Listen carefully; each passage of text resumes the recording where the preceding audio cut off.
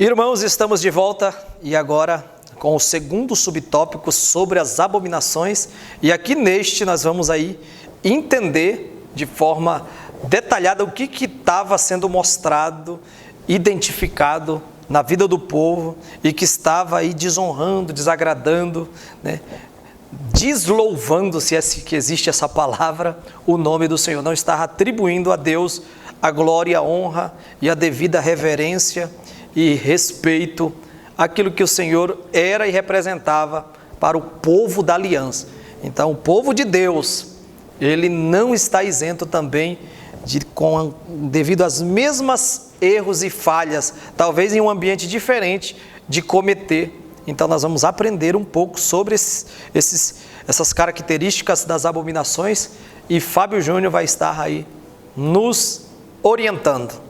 Sobre as abominações, parte 1, o nosso subtópico de número 2, meus irmãos.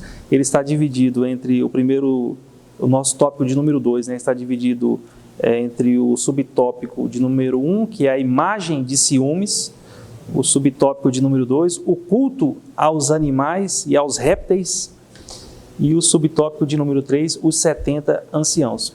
Sobre a imagem do ciúme. Meus irmãos, veja o cenário e veja a situação de depravação e de idolatria em que o povo de Deus se encontrava. Nós, todos que tiveram oportunidade de estudar a Bíblia, pôde perceber, e aqueles que ainda não, nós vamos tentar esclarecer aqui, que houve um momento em que foi construído um templo para adoração ao Deus Jeová, ao Deus verdadeiro. Neste templo tinha um lugar específico, que era chamado de Santo dos Santos, onde ficava a presença de Deus representada na arca e nos itens que ali estavam contidos dentro da arca. Então, onde estava a arca era o lugar da adoração do Senhor. Mas todo aquele ambiente do templo, existia o pátio, existia o átrio onde as mulheres ficavam, o átrio das mulheres, o local onde ficava o lugar para oferecer o sacrifício. Então, todos esses ambientes eram consagrados ao Senhor.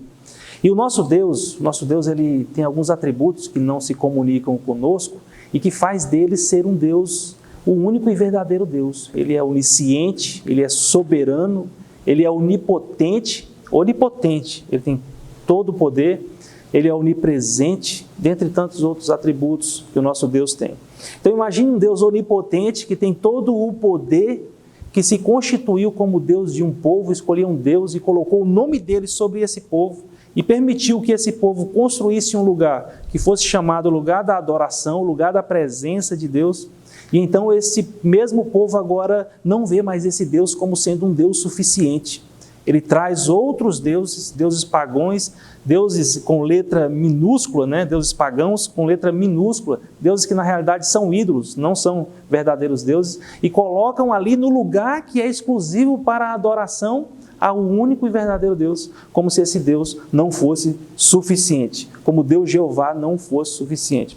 A imagem dos ciúmes faz uma referência a uma imagem de uma deusa, né, de um Deus colocado pelo rei Manassés, ali no templo, nas mediações ali do templo de Salomão. E o nome dessa deusa, alguns atribuem como o comentador que Aserá, outros dizem que é Baal, né? E Aserá seria essa versão feminina de Baal. Há essas especulações. Mas o fato é que foi colocado um Deus estranho ali para ser adorado.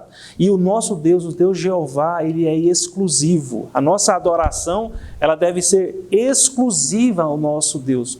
Então Deus, ele zela essa ideia do ciúme, a ideia da imagem dos ciúmes, é que aquela imagem colocada naquele lugar pelo povo que foi escolhido por Deus para adorar unicamente e exclusivamente a Ele, causava em Deus um estranhamento, causava em Deus um zelo, porque aquele povo não deveria fazer aquilo. Deus é onipotente, tem todo o poder. Então, se eles estavam passando por algumas dificuldades, e aí a Será, ela está relacionada também, assim como outro Deus que veremos logo mais, também a questão da fertilidade.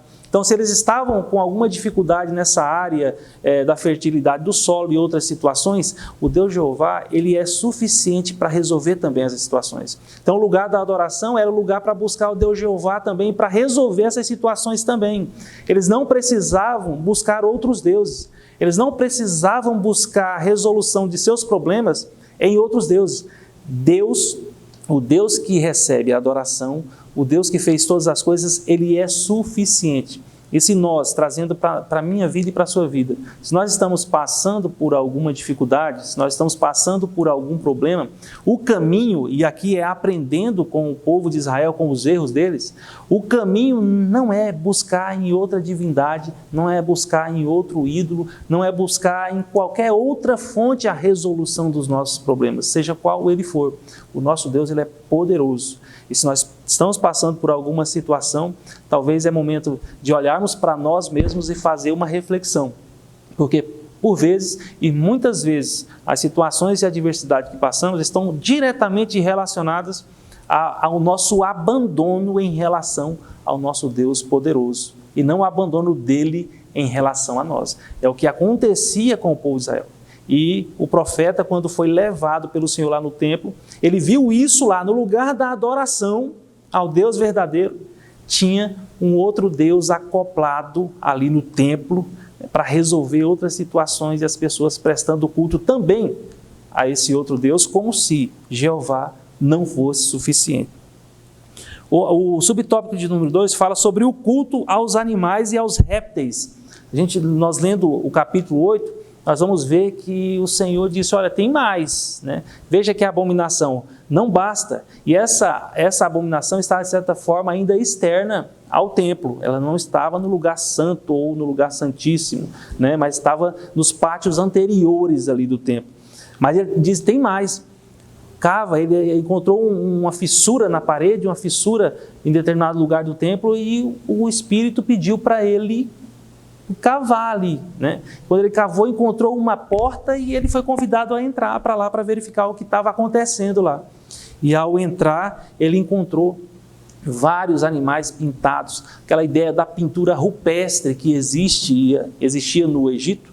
Estudamos nas escolas, até hoje nós estudamos sobre isso, em história propriamente dito. Nós vemos aquelas pinturas rupestres, os deuses egípcios representados nas paredes das grandes pirâmides do Egito. Ali estão os deuses representados. E de igual forma, o povo de Israel, que foi tirado do cativeiro do Egito, trouxe para o lugar da adoração também pinturas de vários animais, em uma clara afronta ao Deus Criador dos céus e da terra, colocando criaturas, porque animais são criaturas, na posição e no lugar da adoração do Criador, substituindo, invertendo. Então nós precisamos olhar para os nossos dias. Isso aqui não está escrito só para que a gente possa olhar de um ponto de vista histórico, como que o povo de Israel estava na situação, a época de Ezequiel. Não, é olhar para os nossos dias. Será que nós, nos nossos momentos, nas nossas individualidades, no escondido, como foi o caso dessa segunda visão, o culto aos animais e répteis, nas câmaras, no lugar da adoração, no nosso interior, nós somos templo e morada, nós somos o lugar da adoração, em nós que ocorre o culto racional, nós somos sacrifício vivo. Será que o que é que está povoando esse ambiente que somos nós, né, enquanto templo do Senhor? Nas recâmaras que estão escondidas e que ninguém vê, será o que é que está povoando isso? Nós precisamos nos preocupar com isso, porque nós fomos constituídos como templo do Senhor, enquanto igreja, para adoração ao nome do Senhor. Nós somos constituídos para adoração ao nome do Senhor. Não pode povoar em nós adoração a outra coisa que não seja aquele que criou os céus e a terra. E como se não bastasse, irmãos, eu falei do plano individual, olhar para nós mesmos, mas Ezequiel, ele vê na visão que quem está promovendo, oferecendo incenso, e isso a gente já começa a entrar no subtópico de número 3, quem está promovendo essa adoração a deuses estranhos no lugar que é para adoração ao Deus Jeová, são as lideranças. Quando nós vemos o subtópico de número 3 falar os 70 anciões fala, ou anciãos, né, fala de lideranças.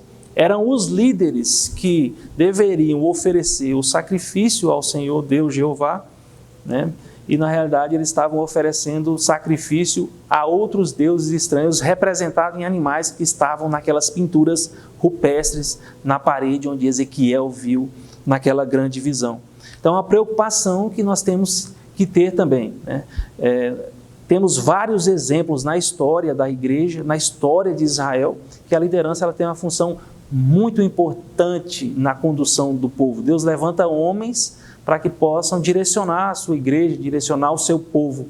E a depravação, a eventual depravação ou idolatria dessas lideranças, certamente pode comprometer também todo o povo que está ao seu redor. Mas não pense em liderança só em termos do pastor da igreja, só em termos do corpo de obreiro, não. Pense em liderança com você na sua casa, você no seu lar, você é líder. Você é um líder da sua família. Você foi constituído enquanto sacerdote. Você foi constituído enquanto um líder da sua família.